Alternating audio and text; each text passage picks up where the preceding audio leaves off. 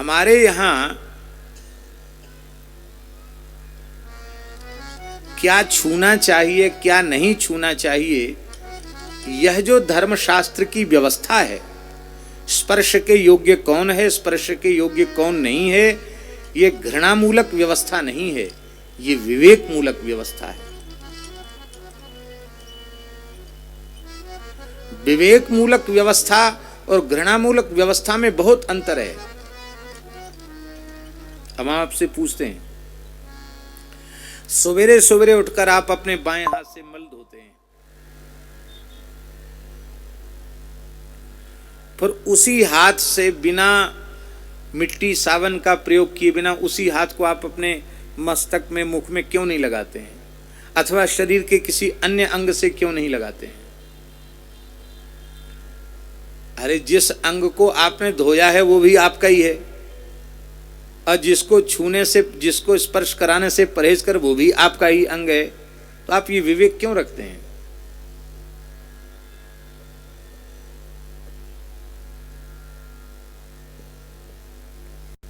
घृणामूलक व्यवस्था नहीं है, विवेक मूलक व्यवस्था है। अच्छा, अब हम दूसरी बात आपसे पूछते हैं, जिस मलद्वार को आप धोते हैं, मान लो उसी मलद्वार में कोई रोग हो गया, फोड़ा हो गया, फुंसी हो गई, तो क्या आपका हाथ उस पर मलहम नहीं लगाता है? क्या उसकी चिकित्सा आप नहीं कराते हैं? क्या उसकी पीड़ा को दूर करने का प्रयास आप नहीं करते?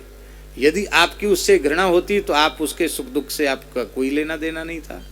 इसी प्रकार से विराट पुरुष परमात्मा की व्यवस्था में जो हमारा मूल संविधान वेद हैं, उन वेद में विवेक में ये व्यवस्था की गई है, इसको छुओ उसको मत छुओ, ये व्यवस्था है। सबसे ज्यादा छुआछूत तो डॉक्टर मानते हैं। हमको भी छुएंगे, फिर साबुन से हाथ धोएंगे, फिर डिटोल लगाएंगे। अरे भाई भले आदमी, हम किसी को छूना नहीं चाहते हैं, हम अपने आप को जहाँ तक हो सकता है बचाकर रखना चाहते हैं, वो हमको भी छू के तुम हाथ क्यों धो रहे हो? तो उसको कहना पड़ेगा कि भाई सबके अलग अलग जर्म्स होते हैं, कीटाणु होते हैं, तो क्या वो घृणा कर रहा है? ये सिखे पढ़े कुत्ते, इनको सबसे स्पर्श नहीं करे, दूसरे कुत्तों से ये मिलते नहीं है, इसलिए इनमें इतनी शक्ति आ जाती कि वो खोजी कुत्ते हो जाते हैं। बहुत ध्यान से सुने, केवल 5-10 वर्ष आप नियम ले लो कि हम किसी को नहीं छुएंगे, किसी का स्पर्श नहीं करेंगे, तो आप में तमाम आध्यात्मिक शक्तियां अपने आप आ जाएंगी। सत्य सदाचार का पालन करते हुए निश्चय कर लो 10-12 वर्ष हम किसी को नहीं छुएंगे, तमाम सिद्धियां आपके जीवन में आध्यात्मिक सिद्धियां प्रकट हो जाएंगी। स्पर्श के दोष से संस्कार नष्ट होते हैं।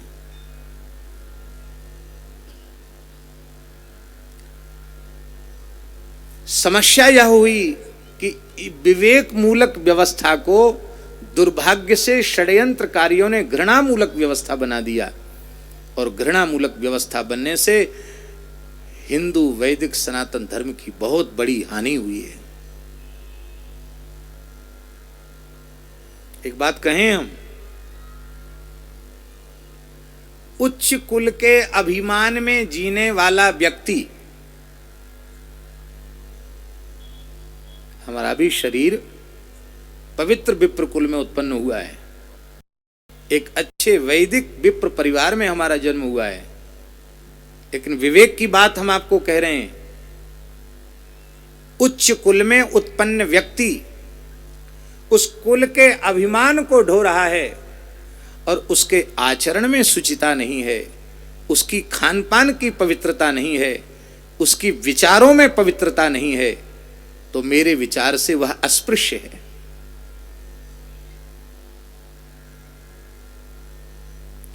निम्न कुल का भी व्यक्ति आचरण से पवित्र है, खान पान से पवित्र है, विचारों से पवित्र है, तो उसके स्पर्श को करने के लिए बड़े बड़े ऋषि भी व्याकुल होते हैं। महाराज जी,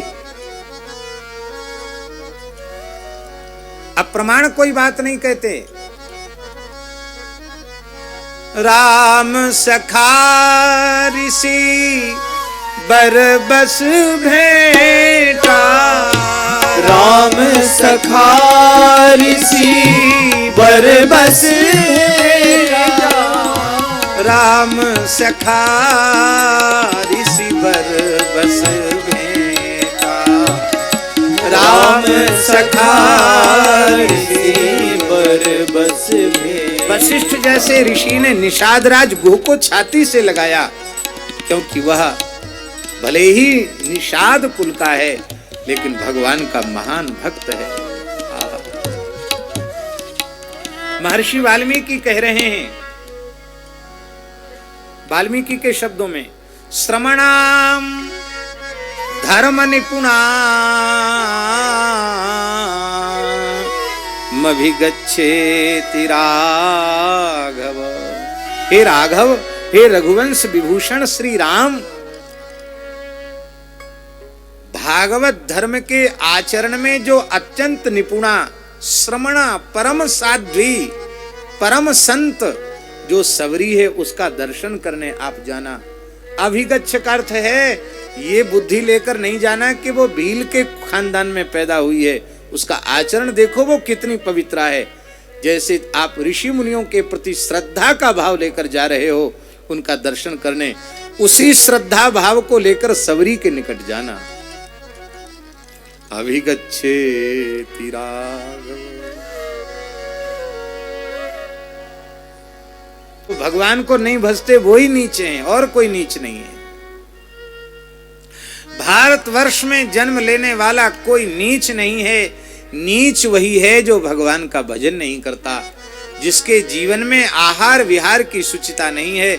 और हम पुनः विनम्रता पूर्वक कहते हैं कि उच्च कुल में उत्पन्न व्यक्ति भी यदि वैष्णव धर्म की निष्ठा का श्रद्धा पूर्वक, प्रतिज्ञा पूर्वक पालन नहीं करते तो वे भी दीक्षा के, वैष्णवता के, शरणागति के अधिकारी नहीं है।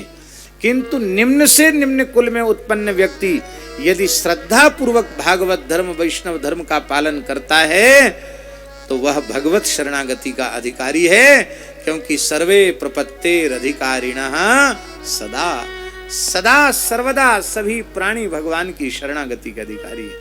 और दास का एक व्यक्तिगत अनुभव है कि ये अहंकारी लोग तो प्रायः जीवन में कुछ परिवर्तन नहीं ला पाते हैं, लेकिन ये समाज के छोटे लोग, इनके ऊपर यदि कृपा हो जाए, इनको अच्छे संस्कार, अच्छे उपदेश मिल जाएं, तो हमने देखा इनके जीवन में बहुत जल्दी परिवर्तन भी होता है और बहुत जल्दी अनुभूतियां भी होती हैं। हमारे महाराज जी के एक परम संत थे श्री हरिराम बाबा, एक गांव में रहते थे।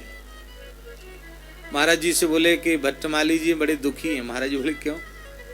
बोले यहाँ सब के सब ठाकुर, यादव और कुछ ब्राह्मण भी सब गंदी चीज पीने लग गए हैं। अहंकार वही रखते हैं। अब हमको बड़ा कष्ट है कि बताओ, हम इस गांव में रहते हैं और गांव के लोग सब उटपटांग खाने पीने लगे। सत्संग करते हैं, बात मानते नहीं। तो महाराज जी हंसने लगे। महाराज जी बोले, भाई देखो, बड़े छोटे का भेद मत करो, जो तुम्हारे पास आवे उसी पर कृपा कर दो, महात्माओं को तो कृपा करनी है। तो महाराज जी उसी गांव का एक चर्मकार आता था उनके पास, झाड़ू वाड़ू वहां लगा देता था। बाबा उसके पास बैठ के चर्चा कर, कीर्तन भी करता था। बाबा से एक दिन वो बोला कि बाबा हमको तो आप दीक्षा क्यों नहीं? बाबा बोले तुमको तो जरूर देंगे दीक्षा, तुम तो सत्संगी हो। बाबा ने उसको दीक्षा दे दी। अब महाराज जी दीक्षा दे दी, वो बढ़िया सुंदर कंठी हीरा बांधे, खूब लंबे चौड़े तिलक लगावे, उस प्याज लहसुन खाना भी छोड़ दिया, बड़ा पवित्र जीवन हो गया उसका। और बाबा बोले कि देखो, अब वो अपने समाज में लोग उसको बाबा कहने लग गए। जिस समाज से वो आया था उस समाज के लोग उसको बाबा कहने, अरे बाबा हैं रैदास बाबा हैं, रैदास बाबा हैं। तो बाबा बोले अब देखो, तुम अपने जैसा सबको बनाओ। उसने महाराज जी तमाम लोगों को अपने जैसा बना दिया। वो सबके सब लोग मध्यमांस तो सबका छूट ही गया, प्याज लहसुन भी छोड़ दिया, सब मेहनत से करके अपना काम भी करें और सब खूब भक्त हो गए। इसके बाद बाबा ने गाली देना शुरू किया। जो अभिमान में जी रहे थे बोले तुम बाबा तो बाबा थे ना, बाबा कहते तुम सब मूत की बोतल पीते हो, शराब की बोतल को मूत की बोतल कहते। देखो ये हमारा भगत है रैदास भगत, देखो ये कितना धिक्कार है तुम लोगों को। तो अब सबके सब पूरे गांव के लोगों ने निर्णय कर लिया, फिर महाराज जी को आकर प्रायः लोगों का संस्कार कराया और पूरे गांव से व्यसन मुक्ति हो गई। ये सत्य घटना है गांव की। माने निम्न वर्ण के लोगों को जब पर कृपा की गई तो उनके कारण लाज शर्म के मारे बड़े लोगों को भी अपने आचरण सुधारने पड़े। आज समाज में आवश्यकता है, हम इसलिए बार बार कहते हैं कथाओं के जहां कहीं आयोजन हैं, आयोजकों को समाज के, हिंदू समाज के प्रत्येक वर्ग के व्यक्ति को आदर पूर्वक कथा सुनने के लिए बुलाना चाहिए।